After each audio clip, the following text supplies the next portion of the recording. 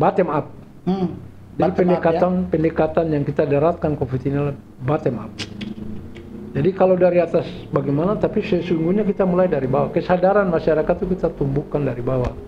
Dengan melibatkan pilar yang kita perkuat RT RW Dasawisma menjadi media. Jadi rencana kontingensi darurat terhadap ini. Rencana ini menjadi rencana operasi. Dengan membagi beberapa 14 pilar. 14 pilar. Ya. 14 pilar yang menjadi garda kunci dalam penanganan pandemi ini. Pilar yang paling penting adalah pilar tentang komunikasi, informasi kepada masyarakat melalui media. Media ini perannya penting. Jadi penyebaran informasi kepada masyarakat. Informasi kepada masyarakat. Bahwa melalui media ini. Melalui media kita saat ini demikian. Diperankan oleh Kominfo. Kita perankan oleh Kominfo dengan melibatkan menerjemahkan penanganan COVID ke dalam berbagai bahasa lokal, sehingga memudahkan kita mentransfer informasi yang merata kepada masyarakat berdasarkan kultur. Halo, ketemu lagi saya Napoleon Fakdawer di dalam episode podcast kali ini.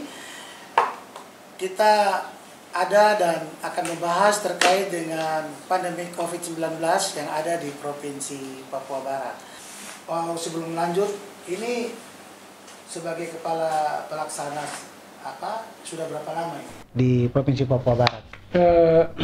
Jadi dari tahun 2010. 2010 ya?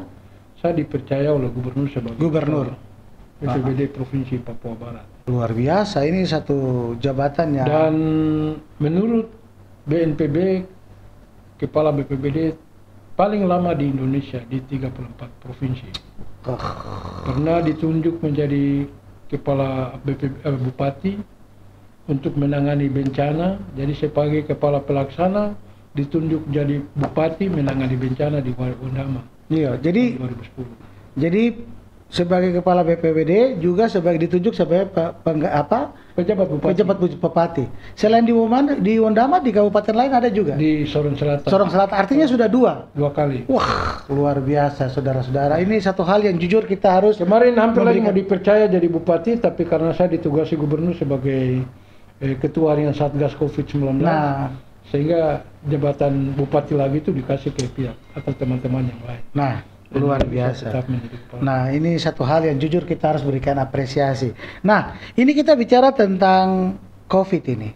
Sejauh mana kalau kita bicara tentang COVID-19 ini, bagaimana awal-awal perkembangan COVID itu dan ketakutan masyarakat, ketakutan pemerintah, semua elemen menjadi khawatir. Ini apa ini yang buat sampai kita orang bisa kena COVID terus meninggal, mati dan sebagainya. Waktu itu karena ini bagian dari sebuah kebencanaan, bagaimana Pak Kakak Deki melihat persoalan COVID pertama kali muncul ini dan sampai hari ini?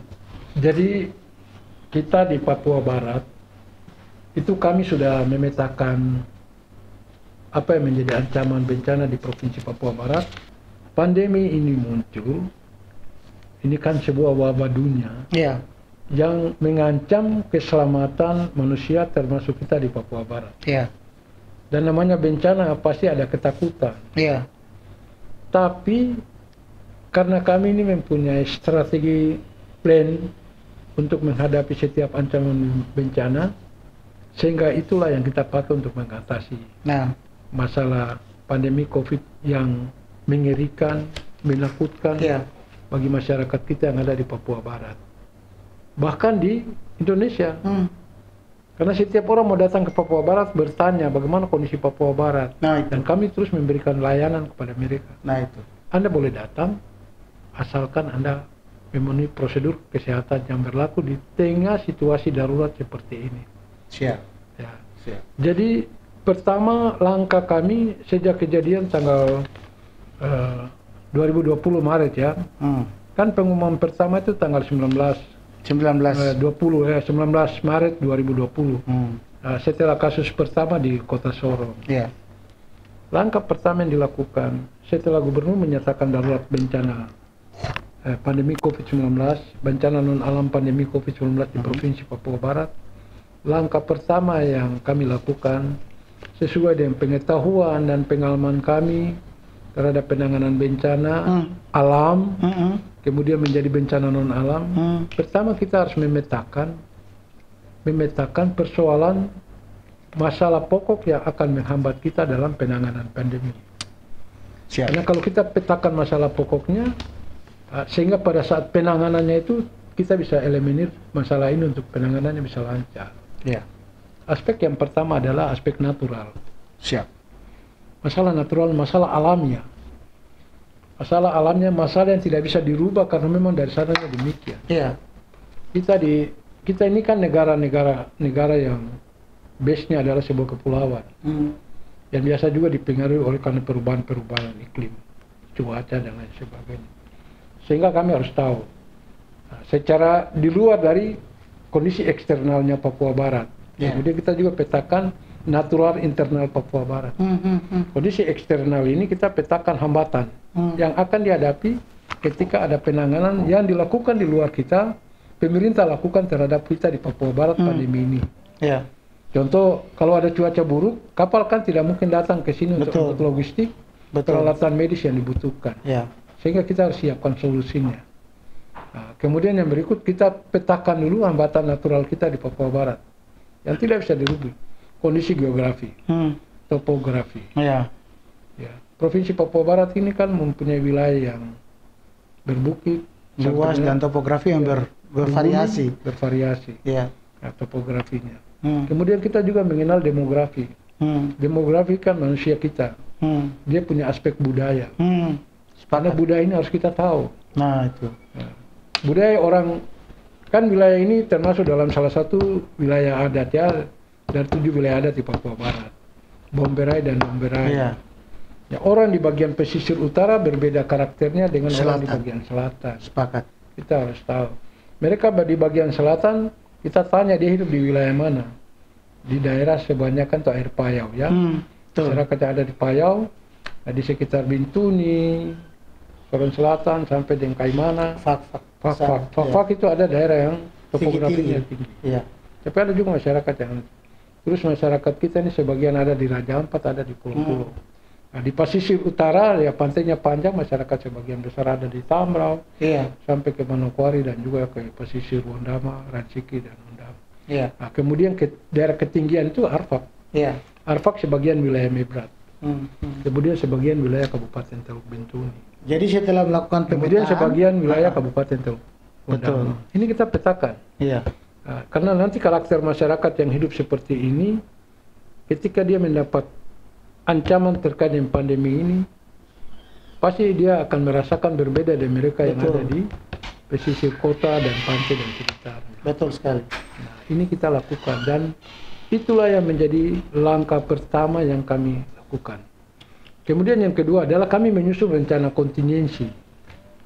Rencana kontingensi dari 8 provinsi, Provinsi Papua Barat termasuk provinsi yang menyusun Rencon pandemi. Rencon ya? Rencana kontingensi. Jadi rencana kontingensi darurat terhadap ini. Rencana ini menjadi rencana operasi. Dengan membagi beberapa 14 pilar. 14 pilar. Ya, 14 pilar yang menjadi garda kunci dalam penanganan pandemi ini. Luar Pilar biasa. yang paling penting adalah pilar tentang komunikasi, informasi kepada masyarakat melalui media. Nah, media ini perannya penting. Jadi penyebaran informasi kepada Penyebaran masyarakat. informasi kepada masyarakat. Bahwa Melalui kita media ini. Melalui media kita saat ini demikian. Diperankan oleh Kominfo. Kita perankan oleh Kominfo dengan melibatkan menerjemahkan penanganan COVID ke dalam berbagai bahasa lokal. Sehingga memudahkan kita mentransfer informasi yang merata kepada masyarakat berdasarkan kultur. Karena pendekatan penanganan bencana itu berbasis wisdom lokal. Ya, sehingga gampang untuk mereka dipahami, mengerti. Ya, jadi kita transfer ke dalam bahasa Biak, bahasa Arfak, dan lain sebagainya. Luar biasa. Nah ini langkahnya. Karena itu tadi kita petakan dulu kulturnya, demografi, ada budaya. Dengan menggunakan media budaya sosial ini orang bisa memahami. Ya. Tapi tidak segampang itu. Pertama orang menolak menggunakan masker.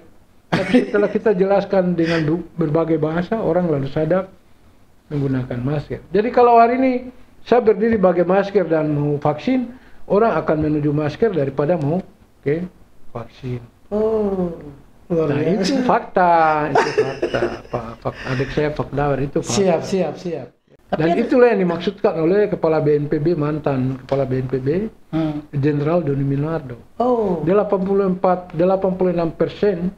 penanganan pandemi COVID-19 bisa diatasi dengan budaya sadar memakai vaksin, masker.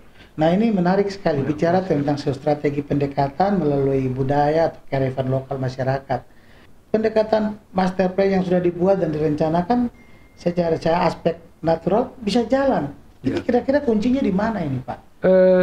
Jadi kunci kita adalah bagaimana belajar untuk menerima dan memahami. Menerima dan memahami. Jadi kita banyak tantangan yang kita harus menerima, kemudian kita juga harus memberikan pemahaman dengan pendekatan yang tadi, kultur. Kemudian kami juga membangun partisipasi, bottom up. Jadi pendekatan yang kita daratkan COVID ini adalah bottom up. Jadi kalau dari atas bagaimana, tapi sesungguhnya kita mulai dari bawah. Kesadaran masyarakat itu kita tumbuhkan dari bawah. Dengan melibatkan pilar yang kita perkuat RT RW Dasawisma menjadi media. Nah, ini. Ya. Nah, Pak Kala, Dengan kita menempatkan wali sehat. Wali sehat ini adalah gubernur, bupati, mereka ini dalam jabatannya dia adalah wali sehat bagi masyarakat kita. Ini yang kita lakukan berbeda di negara kita. Nah, siap. Ini bagus sekali. Ada hal lain yang saya ingin mau tanyakan, itu terkait dengan misalnya penggunaan masker. Nah, sejauh ini bagaimana dengan pembagian masker? Apakah juga dilakukan untuk anak-anak sekolah misalnya, yang dilakukan oleh Satgas COVID provinsi ini? Ya, jadi pembagian masker yang kita lakukan ini lebih banyak menyentuh ke publik. Tetapi sasarannya juga anak-anak di sekolah. Anak-anak sekolah juga ya? Kita bagikan. Luar biasa. Karena mereka ini ya bicara kerumunan, mereka ini berkerumun karena mereka mau ke sekolah. Nah itu. Maka cara mengatasinya adalah kita berikan masker. Siap. Masker karena karakter masyarakat kita yang ada anak-anaknya sekolah ini, kalau saudara-saudara kita dari luar tidak ada masalah. Iya. Kita bahwa dia bisa ikut. Tapi orang kita ini dia masih ada. Nah, itu yang saya bilang tadi, tantangan aspek demografi kita ini, dengan kulturnya. Orang mereka merasa ini barang apa ini. Tapi lama-lama itu orang lebih sadar menggunakan masker. Dan ini kita lihat di mana-mana mereka sekarang menggunakan masker. Memang kita awalnya itu bicara tentang masker, misalnya pakai masker, cuci tangan, jaga jarak, hindari kerumunan. Puji Tuhan sampai sekarang kita dalam posisi yang aman dalam penanganan COVID. Tapi bukan berarti kita lengah. Kami melakukan survei pendapat untuk mendapat second opinion dari pendapat masyarakat terkait dengan dua istilah ini. Ya, istilah vaksin, istilah yang memang berlaku populer di kalangan umum. Tapi masyarakat Papua ini dia biasa dan familiar dengan istilah imunisasi. Kalau istilah imunisasi sejak dalam kandungan ibu dia sudah diupayakan untuk dia harus diimunisasi. Polio, BCG itu sudah dari awal sudah paham. Dia sudah familiar. Sehingga ya kami minta izin kepada Dewan Adat sejak hari pribumi tanggal 9 Agustus mendeklarasi penggunaan istilah imunisasi COVID-19 bagi masyarakat Papua di Papua Barat. Mengapa? Karena dengan istilah imunisasi COVID dia menerima bahwa tidak ada batas pemikiran bahwa ini demi kesehatan tubuh saya. Tapi kalau sebut vaksin identik dengan ternak yang mau divaksin, sehingga dia merasa saya ini bukan ternak, saya ini manusia. Bukan ternak. Ini bagian dari tantangan yang kami hadapi. Tapi lalu kami dekatkan imunisasi. Nah, mereka bilang sana kalau imunisasi kami mau datang untuk dapat imunisasi karena itu bagian daripada upaya untuk membangun imunitas tubuh. Tapi kalau vaksin, ya kami ini bukan sapi. Betul. Tidak bisa. Ini orang Papua ini terjemahannya itu begitu cepat mengalir. Luar biasa. Pendengar. Apalagi sudah termakan dengan hoax yang sudah mendahului, mengantar dia kepada alam pemikiran lain. Siap. Sehingga untuk saya tarik kembali dia memahami ini adalah dengan menggunakan istilah imunisasi COVID-19. Untuk apa imunisasi? Ya membangun imunitas tubuh, kekebalan tubuh untuk menghadapi COVID ini. Dan itu direspon oleh masyarakat. Ini direspon baik oleh masyarakat kita. Dan ini agenda yang sedang kita usung terus sampai dengan kita mendapat sasaran yang target sasaran yang bisa kita capai di Papua Barat. Siap. Dan ini yang kita terus jaga. Kemudian kami sudah mulai masuk kepada kelompok-kelompok komunitas etnis, suku dan lain sebagainya. Terkait dengan apa? Terkait dengan bagaimana kesadaran komunal untuk bisa dia imunisasi COVID. Ya, hari ini khusus untuk suku-suku Nusantara itu tidak ada masalah. Mereka sudah bisa. Dan sudah dilakukan. Mereka sudah ikut. Iya. Ikut dengan misalnya kelompoknya Maluku, Ambon, Batak. Termasuk Biak juga. Itu sudah. Sekarang ini yang kita agendakan untuk bicarakan adalah diaspora Biak ini. Akan dalam waktu dekat kita mau bangun FGD, mereka juga akan diimunisasi COVID-19. Luar biasa ini. Untuk suku-suku asli Papua, kita akan mulai dengan diaspora Biak. Diaspora ya. Kami sudah rapat 1 kali, kemudian kita akan lalui lagi diskusi dengan FGD untuk mempersiapkan agenda diaspora Biak untuk divaksin atau diimunisasi ya, diimunisasi COVID-19 sebagai bagian dari kebutuhan untuk mengimunisasikan satu etnis atau satu suku, sehingga kita harapkan dengan diaspora Biak ini sudah diimunisasi COVID-19, dia akan tertular untuk suku-suku yang lain asli yang lainnya bisa ikut. Ini yang sedang kita siapkan. Kami sudah berkoordinasi dengan WHO, sudah berkoordinasi dengan UNICEF untuk akan melakukan FGD untuk menyiapkan pilar-pilar yang kita akan libatkan. Yang tadi 9 berapa pilar? 14 pilar. Ya, 14 pilar. Termasuk pilar-pilar pemuda, pilar wanita daripada diaspora Biak ini untuk mengajak pilar. Mengajak masyarakat. Siap. Ya. Oke. Dan ini perlu berproses. Tidak bisa sesuatu langsung kita balik. Menyadarkan orang itu harus berproses. Ada tahapannya. Kita bawa dia untuk memahami, kemudian dia bisa melaksanakan. Nah itu yang penting. Kita yang datang sama-sama dengan dia untuk melakukan, atau dia sendiri yang melaksanakan. Jadi ada 3 tahap ini. Siap. Yang kita perlu lakukan. Kakak, ya data kekinian tentang COVID bagaimana? Ya, jadi hari ini ya. Wah, luar biasa. Data kita dapat data hari ini. Kita data punya faktual. Angka yang sudah sembuh ini 97,8. Ini kita 2 hari. Yang sembuh itu? Yang sembuh. Kita berhadapan dengan 2 kali peperangan yang menghabiskan energi kita, energi dan logistik kita. Ya, tanggal 16 Juli 2021 angka COVID ini melonjak dengan adanya kasus Delta. Ya. 16 Juli ya? Ya, 16 Juli 2021. Wah, terjadi lompatan kasus yang mengerikan kita semua. Korban juga banyak yang berjatuhan. Rumah sakit sampai dengan penuh, ambulans kekurangan oksigen. Betul. Sampai habis. Ya. Betul. Ya. Sampai habis. Ambulans jadi tempat perawatan dan lain sebagainya. Betul. Kasus itu kita turunkan. Iya. Meningkat langsung kita turunkan. Sampai dengan memasuki kasus baru. Ya, Omikronnya meningkat di akhir-akhir bulan Maret, akhir-akhir Februari ya, meningkat lagi. Januari, Februari meningkat lagi. Kita masuk babak peperangan babak ketiga. Luar biasa. Tapi puji Tuhan kita bisa atasi. Iya, Dan hari ini kasus kita di Papua Barat, angka kesembuhan kita ini sudah mencapai 97,8%. 97 ya? Wah, luar biasa, angka yang tinggi sekali. Ya. 97,8%. 8%. Ya.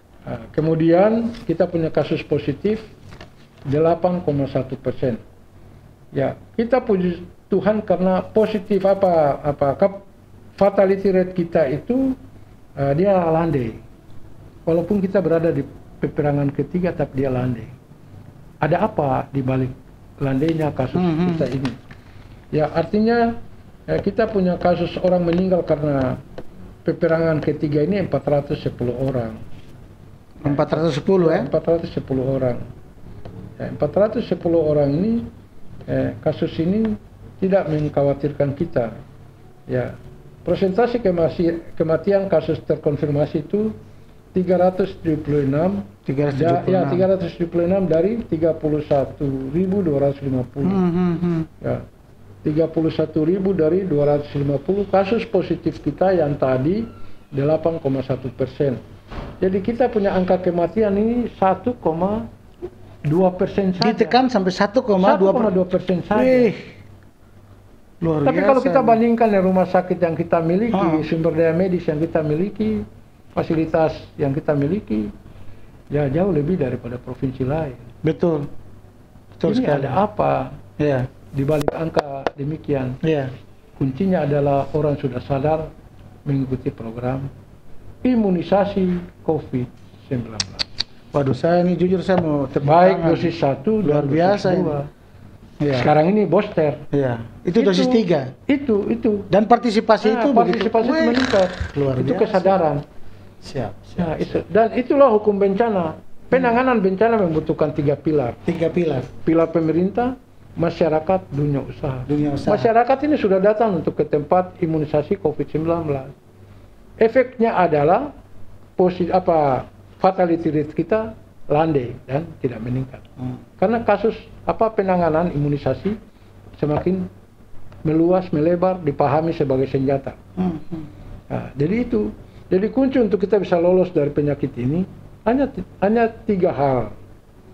3 hal. Yang pertama 3M ya, prokes. 3T, ya toh? Ya. 3M, 3T plus imunisasi. Sepakat. COVID. Selesai. Nah, jujur ini. Jadi kalau yang masyarakat yang hari ini belum, baru dosis 1, dosis 2, silakan datanglah ke Fasiankes. Rumah sakit provinsi, Kabupaten Manokwari, Puskesmas itu ready untuk melayani imunisasi. Dan gratis ya? Dan gratis. Nah ini penting tidak berbayar. Nah itu. Iya, Kak ini kita sudah ada di penghujung acara ini. Nah, apa mungkin pesan yang mau disampaikan untuk masyarakat di Papua Barat? Mungkin ada pesan-pesan moral yang mau disampaikan kepada masyarakat mengantisipasi COVID itu sendiri, silakan. Ya, jadi ini saya selaku Ketua Harian Satgas COVID-19, tapi saya juga dipercaya sebagai Ketua Harian Satgas Pemulihan Ekonomi dan Sosial Universal. Nah, itu. Jadi COVID-nya kita tangani baik, maka ekonomi juga akan berkembang baik. Siap. Itu 2 jabatan ini dipercayakan Gubernur kepada saya untuk melakukannya. Sudah hampir 2 tahun ini. Jadi pesan saya pada kesempatan ini adalah, ya mari saja kita semua. Pandemi COVID-19 belum dinyatakan hilang di muka bumi oleh lembaga dunia WHO yang mempunyai kewenangan. Sampai sekarang ini belum. Oleh karena itu mari kita melakukan upaya pencegahan. Pencegahan itu kita lakukan dengan kita wajib melaksanakan prokes. Prokes kemudian wajib mengikuti program imunisasi COVID-19. Karena ke depan ini ada wacana pemerintah dijadikan sebagai endemi. Kalau dijadikan endemi berarti rutinitas, kalau ada gangguan berarti kita cari obat yang akan disiapkan untuk kita minum. Maka tidak ada cara lain. Kalau yang belum vaksin, silakan vaksin. Kalau yang sudah vaksin dosis 1 atau imunisasi dosis 1, silakan imunisasi dosis 2. Kalau dua-duanya sudah lengkap, pas waktunya harus suntik booster untuk bisa menghindarkan kita semua dari ancaman. Terakhir Pak, ini kita dalam tahun 2022 ini ada vaksin atau imunisasi untuk anak-anak usia 6 sampai 11 tahun. Apakah itu bagian yang juga diperhatikan Satgas dalam penanganan COVID-19? Ya, jadi sasaran yang paling penting saat ini adalah anak-anak. Anak-anak 6 sampai 12 tahun ya. Kemudian kelompok rentan yaitu lansia. Jadi kalau keluarga di rumah, bapak mama dorang sayang anak-anak, maka dia harus pergi diantar untuk imunisasi. Imunisasi ini bukan hal baru bagi dia. Sejak mama mengandung dia, Kan dia sudah polio, BCG sudah. Sudah pernah mendapatkan itu. Ya sudah pernah mendapatkan. Cuma saat ini ada wabah pandemi yang menular, sehingga untuk meningkatkan kekebalan tubuhnya, anak ini yang harus diberikan prioritas. Siap. Untuk diimunisasi COVID-19. Anak ya, anak menjadi prioritas. Prioritas. Anak-anak harus menjadi prioritas. Perhatian. Perhatian. Sehingga di dalam instruksi gubernur mengenai PPKM di Provinsi Papua Barat, kami daratkan Dasawisma sebagai tempat di mana Dasawisma kita berarti bicara tentang ketangguhan rumah tangga. Betul. Karena bencana itu diawali ketangguhannya dari rumah tangga yang tangguh. Sepakat. Jadi itu instruksi gubernur sejak tahun 2020 kita tempatkan Dasawisma sebagai tempat di mana kita berbicara, kita mencegah penanganan COVID ini. Mulai dari keluarga. Wah, jadi kita petakan 10 keluarga itu harus menjadi perhatian. Jadi teman-teman yang ada di lapangan itu gunakan waktu mengunjungi keluarga-keluarga ini. Supaya tahu, cukup tanya, Bapak, Mama, anak-anak Indo sudah imunisasi COVID-19 belum? Kalau belum, didata, didekati, diajak, dibawa untuk diimunisasi COVID-19. Karena anak-anak ini ada di rumah tangga kita, bukan jadi di jalan-jalan. Bahkan sampai di anak-anak yang kelompok rentan oleh karena masalah-masalah Aibon dan lain sebagainya, itu juga menjadi perhatian kita. Satgas sampai menyisir ini kelompok ini. Sampai kelompok anak-anak rentan yang pengguna Aibon ini. Karena saya temuin mereka ini kan kebanyakan ada di tempat-tempat umum, di pasar tingkat dan lain sebagainya. Mereka ada di situ. Supaya orang-orang tua juga memperhatikan. Karena mereka berada di kawasan areal publik, itu dia harus imunitasnya tinggi, bagus. Betul. Anak-anak ini kenapa? Karena dia akan ke sekolah. Kalau dia tuntas penanganan imunisasi COVID-19-nya, anak-anak kita ini, dia masuk sekolah tidak ada masalah. Sekolah-sekolah pintunya dibuka. Siap. Dan kita di Papua Barat ini sudah deklarasikan Merdeka Belajar. Merdeka Belajar. Baik di tingkat SLTA sampai dengan kampus. Dan istilah ini yang saya dengar-dengar Menteri mau bawa untuk acara G20 di Bali. Istilah yang dipakai ini istilah yang sudah dideklarasikan di SMA Negeri 1 atau SMA 415 Manokwari. Jadi kita ini sudah mengeksplor sesuatu yang berguna bagi negara. Untuk menerapkan keputusan bersama 3 menteri. 3 menteri, betul. Ya, selagi masih ada saat-saat terjadi kegentingan COVID ini, ada kekhawatiran anak-anak, bagaimana sekolah anak-anak yang daring di rumah dengan kos yang besar, karena rata-rata klasifikasi pendapatan masyarakat kita kan berbeda antara satu dengan yang lain. Disitulah gubernur tampil ke depan dengan Forkopimda mendeklarasikan Merdeka Belajar sebagai solusi kita. Jadi kita tingkatkan pencegahan, penanganan COVID, Merdeka Belajar didengungkan, dideklarasikan. Luar biasa. Sampai dengan saat ini menjadi membumi dan menjadi bagian yang dilakukan oleh Negara Kesatuan Republik Indonesia.